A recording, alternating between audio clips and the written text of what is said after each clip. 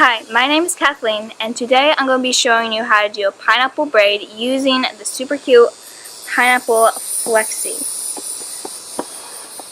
Okay, so first you're going to start off with a traditional 3-strand braid.